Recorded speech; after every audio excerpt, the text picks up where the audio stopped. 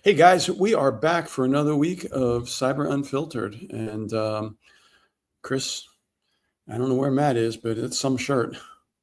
It's. I felt patriotic today.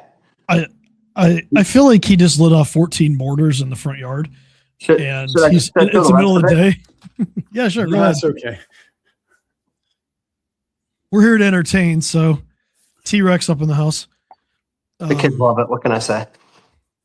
You should wear that to like a national history museum where they actually have dinosaurs. I think I'm gonna have to, and I don't know. I could really go out on some wackerdoodle limbs and talk about the times the dinosaurs were fighting the U.S. or just completely make crap up. See how it goes. I'm here to entertain. I think you should say they were in the Revolutionary War. We'll leave that alone. Okay.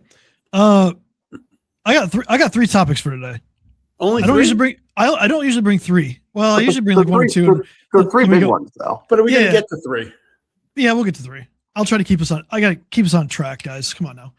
All right. First off, it's not really about hackers breaking down the door. There's an interesting story that just popped, and I think people should look at this. Grok. So that's XAI, that's SpaceX. Mm-hmm. They have a GrokBuild coding tool. Yeah, it was stealing people's GitHub repos and uploading it to Google Cloud. Whoops. GitHub repo is all of their code. So it was stealing their code. It apparently was stealing API keys, database passwords. Did they say it was for educational purposes only? No, but the response their own education. Yeah, the response was kind of funny. One of the people that found it is like basically said that GrokBuild is silently dumping 12 gigs of untouched repo data and full Git commits histories to Google Cloud Platform just to autocomplete a script. They don't want to help you build. They're just treating local dev environments like an open buffet for training. I'm like, dang, that is harsh. So this was paid Grok accounts that people had out there that were using their Grok. It's using their coding tool, but that kind of brings up the idea. We're telling people to turn off, don't use our data for training. Who else is doing this? How deep is this investment? Because OpenAI is not exactly having a great time with the last few months. You got Anthropic with Claude. Are they doing it? Microsoft has put out some weird warnings. So are we going to find out at some point that all the stuff where we've set it to not use our data for training was a lie, and so these companies are doing that? I'm just asking the question. I mean, we obviously don't know. Well, we know on one now, though, which is a big one. Yeah, it is an interesting thing. Yeah. Wow. So time will tell, but I mean, when you pay for something and there's a certain matter of trust, that's bad. What can I say? But that's really bad, and that's a lot of data. People are putting incredible, especially when you're coding.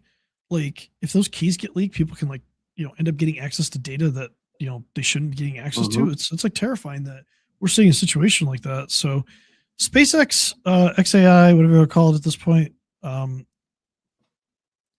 hasn't really responded. I guess what they did is they pushed a change in the background that told it to basically not upload the stuff. And it's like, you just push that in the background on a server side. It's interesting. It reminds me of Office Space, where Milton was paid for months or years or whatever due to a glitch. And we fixed the glitch. So they didn't really acknowledge the glitch, but they fixed the glitch. Well, a lot of people, there might be enterprise users that have done this, and now in Grok to their point in XAI, so it's a glitch. They're talking about zero data retention, so ZDR, and they posted something. We care deeply about your privacy and respect customer choice. For teams using zero data retention, no trace and code data is ever retained. That's an interesting term. Ever retained? Accessed but not retained. Yeah. If ZDR is disabled, the /privacy command is available in the CLI to disable data retention, which also deletes previous sync data. Why are you syncing their data to begin with? And I think that's why what did that flag that became true to false exist? Yep.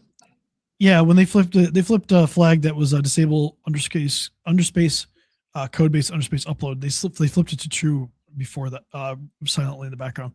So it seems like an oopsie. I don't think the default should be uploading code. I think that's a little silly. I'm sure people are, gonna revolt a little bit about this. But Get your pitchforks. Here we go. yeah, I mean, it's kind of stealing. It's absolutely That's what people kind of feel like.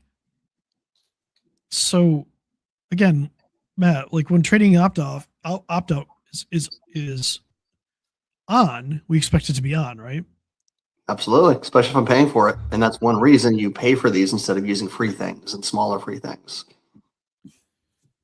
So I wonder what do you think the fallout will be from this? Because I don't know who uses GrokBuild, but I'm sure some enterprises do, which means enterprise secrets could be leaked, could be Well, here's the question. I'm not sure what the pricing model is or where it is on Grok right now, but you might get enterprise developers that have just paid for it themselves and it's sitting out there. So you got the shadow IT guys that has just dropped the code base.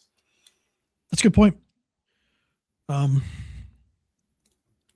Know your service providers, people.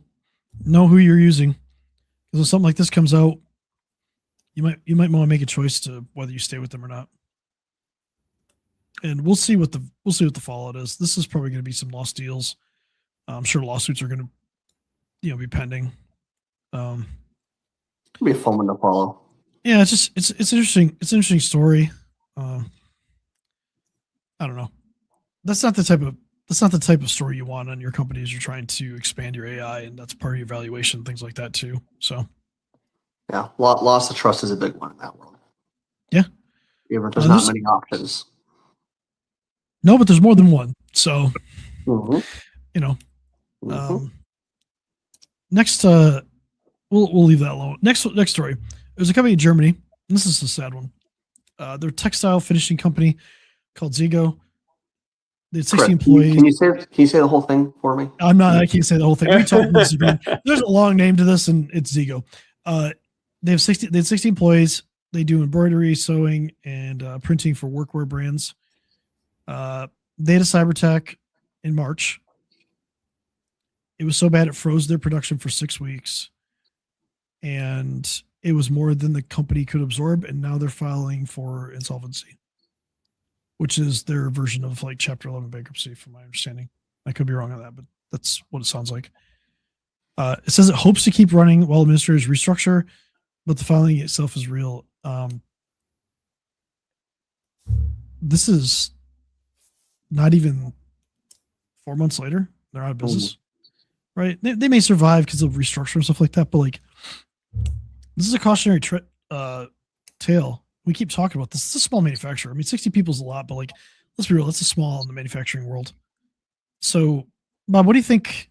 What do you think the number of days that a manufacturer could be down before it's an existential risk to the business? It's not many days, that's for sure, because all these manufacturers now are really implementing just-in-time supplying, and we saw it with Jaguar that the upstream effect of people getting hurt. So I would say it's a matter of not maybe 1, maybe 2 days tops, because all these suppliers are manufacturing just in time, and they got commitments to fill too.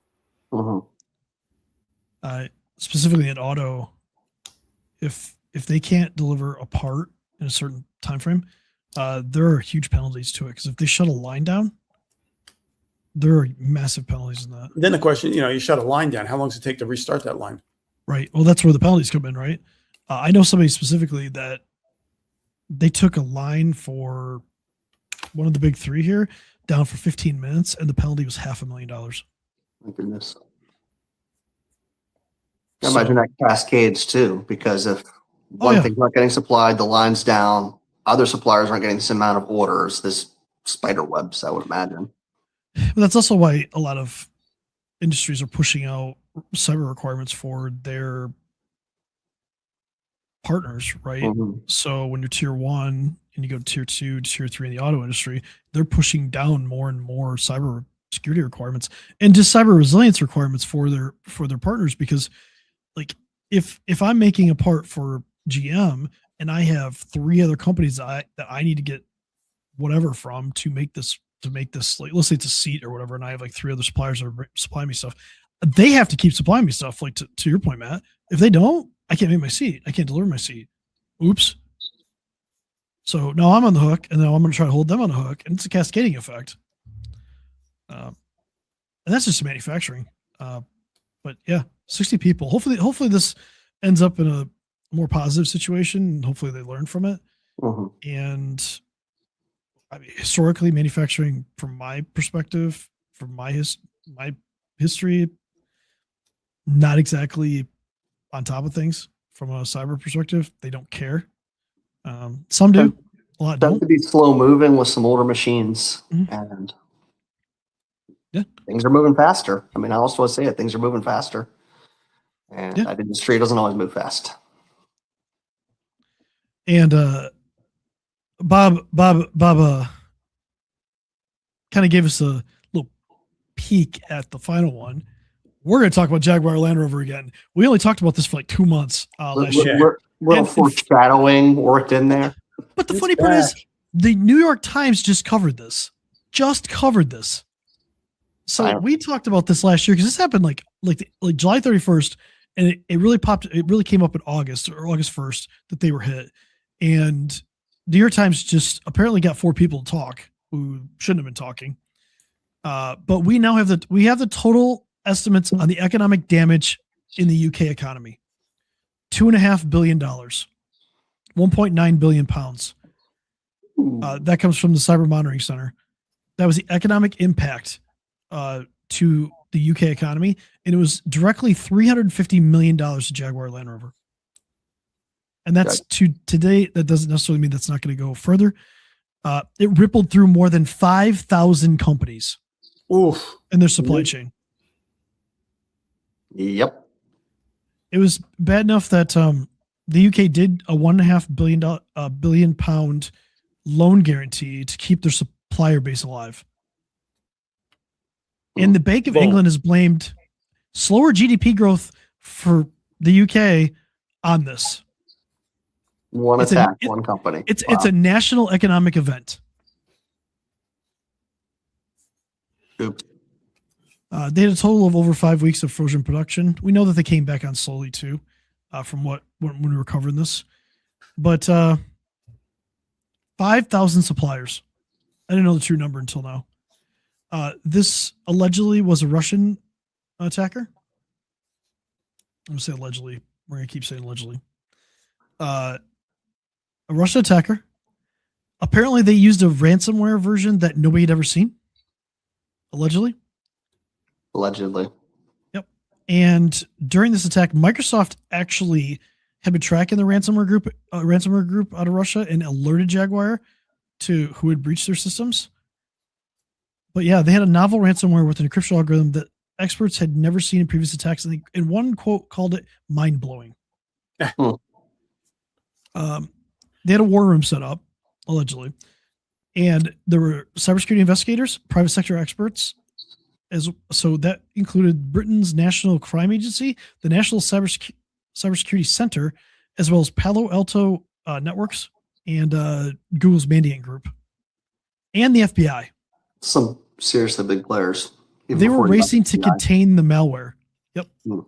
This was, this is obviously a targeted attack. Russia obviously saying that they had nothing to do with it. But there's a lot of groups that we know there's a lot of groups in Russia and stuff like that. So yeah. But yeah, it became a national economic problem. So Matt, how crazy is it that one company caused the GDP for an entire country to slow down? And what does that say just about how fragile the just-in-time delivery model in manufacturing really is? Well, it's incredible. And we've kind of seen that happen in the US before, but not for the same reason. When the big three were really suffering and there were some bailouts, and I don't want to go to the politics of it, but when you've got something that big that an economy relies on, I don't think we've ever seen one being a technological cause like this that actually shifts, such a major thing. I mean, we started learning about GDP in what, fourth, fifth grade? It's kind of this company rating, really big thing. So for malware to basically be so targeted and so sophisticated and them to not have a backup plan to cause that, it's insane. But to the bigger part of your question, the just-in-time manufacturing, financially it always makes sense, because why do you want to hold on to more materials than you need, more manufactured stock than you need? Yeah. But also that makes you more susceptible. So I think you talked months ago, almost a year ago, about, is this going to shift things? Is it going to shift practices? And I'm really curious to see how that plays out because of it. Well, I want to add to that, though, with the global supply chain, the way that we work, and I know there's a lot of people out there that hate the global supply chain, but the reality is that's what it is. And it's not just a cyber event that can cause this, a weather event. Yeah, it could be anything. I was thinking, I was thinking right. storms, or even lack of rain for crops. An earthquake, a typhoon, like anything in Southeast Asia, especially for like chips or like source material. Let's say you're manufacturing outside of there, like that could cause complete chaos. So I'm with you on that. Like, I don't think the just-in-time thing has been solved. I think it's a great theory, but there's so many things that can affect the supply chain now. I'm not sure it's the right answer. But I'm also not an economist, and I don't play one on TV. So and this is for educational and instead of for entertainment purposes only. We'll go with that.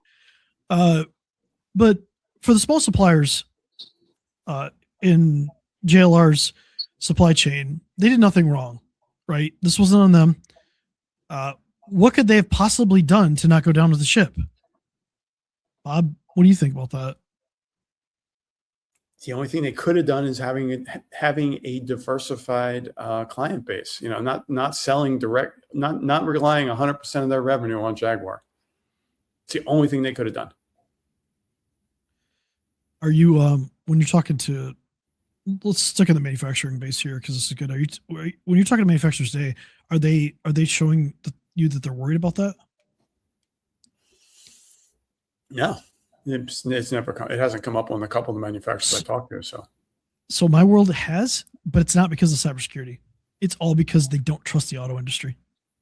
Because the auto industry is so fragile that they don't trust that that's the thing they should keep relying on for all of their revenue. I actually met a company once. Interesting. That was doing 98% of their business with GM. And yet they didn't care about cybersecurity. They didn't care about updating their systems or anything like that. And I'm like, what would happen if GM just fired you? This is a $25 million company. And they were like, they can't fire me. We'd be dead. Yeah, that's kind of like what he said. I'm like, well, no, they can fire you tomorrow because they can just go find somebody else.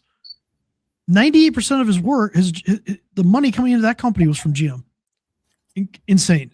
That's not nuts. No, and these poor GL, these JLR supply chain. I mean, it's probably the same thing, but you got to talk about business continuity planning. So, like, how much cash do you have? Mm-hmm. How long can you run without your major customer? If you have customer concentration, how long can you run without them? Well, and also with skilled staff, this is skilled labor, which is not always easy to work into your production timelines. Let's say you have to let some go or furlough some and hope they come back. It's kind of rebuilding once you ramp up again. That's significant. So let's add one more piece to this.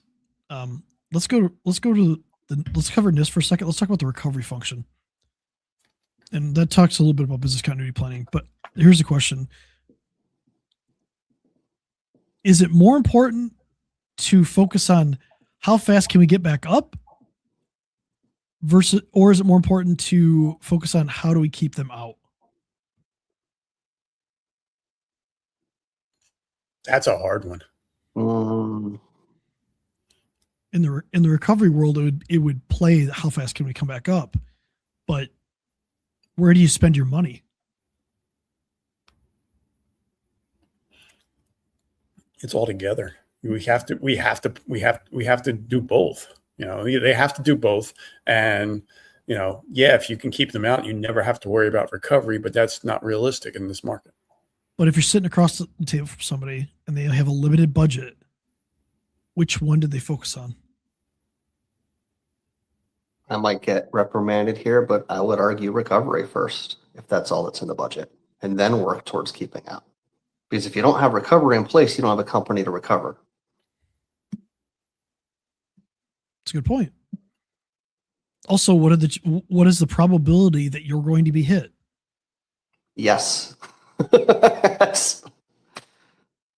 Just yes. Are there simple things that we can do to reduce that probability of an attack while we focus the money on how do you recover?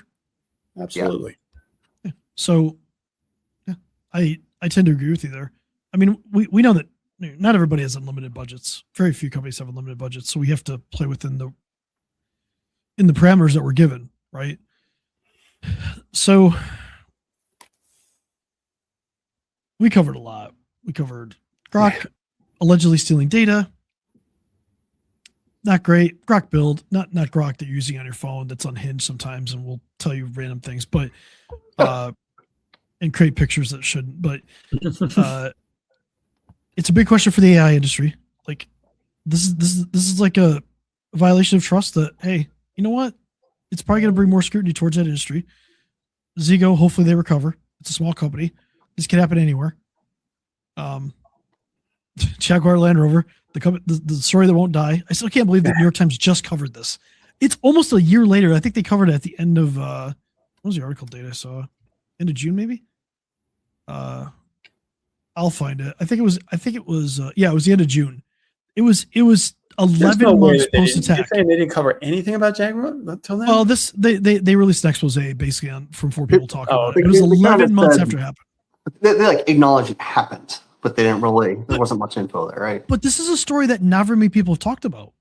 We talked about a lot, but like I have not seen that outside of like Europe. I have not seen that story covered much here because people just. I don't know if it's not like it's not a sexy news story, which is probably what it really is.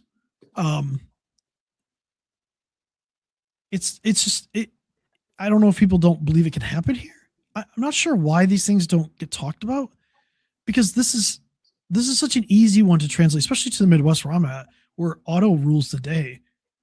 If this happened to like one of the big 3 here, the cascading effect would be catastrophic to the region. Absolutely. And it'd probably be more than 5,000 companies. I don't even know how many companies it would be at that point. And it would affect Canada.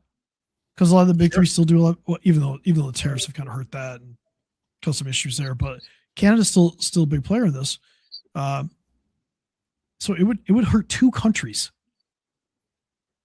Now, would it affect our GDP? Probably not. Would it affect Canada's GDP? Absolutely. Absolutely. So It could, though. I'd argue that if there's some other factors going on and some other instability, possibly that could be. Think of 2008 and how certain little things added up. So we don't know. I hope we never find out. But we can have a really fun conversation about economics and why saving 40,000 jobs may have not been the move to make, because that's all it was. Too big to fail. Yeah, and there's more to it than that. There was the insurance industry and stuff like that, but it's a choice. It's a choice that the government chose to do. And in my region, again, it helped. It helped tremendously. There's a lot of smaller companies here that would have been gone, and it's a decision that needs to be made. But again, what are you doing as a small company if you're dealing with these bigger companies? What are you doing if they're 80% of your revenue? You got to diversify. You got to diversify. You got to find another vertical to be in or other customer base, something like that. So, different widget to make just to get by. Yeah, I mean, we're in the same boat, right? Like if we got a big client that's too big of our revenue, like it's a problem. it's a really good problem for a part of it, but it's a really bad problem if they leave and you've scaled your business to a point of just appeasing to one customer. So think about that, everybody. Thank you for joining us. If you have any topic that you want us to talk about, let us know. If you hate Matt's shirt, you love Matt's shirt, let us know. If you want Matt to get a bandana to go along with that and ride a Harley, let us know. This is very important things that we need to know. I've got my license. Bring it on. I've been on a bike for a decade. That'd be pretty funny to try. You know, get my injury on video. I was gonna say you two are the most injury prone people I've ever met in my life. Maybe this is not a good idea. Although I'll leave you with this. I saw a scooter that had big tires on it that could go 90 miles an hour. That's terrifying. Why would you ever do that? Stand up scooter? Yeah. So risk management practices 101, people. Do not get a scooter that can go 90 miles an hour. It's probably not going to end well for you. Thank you for joining us, and we will see you next week.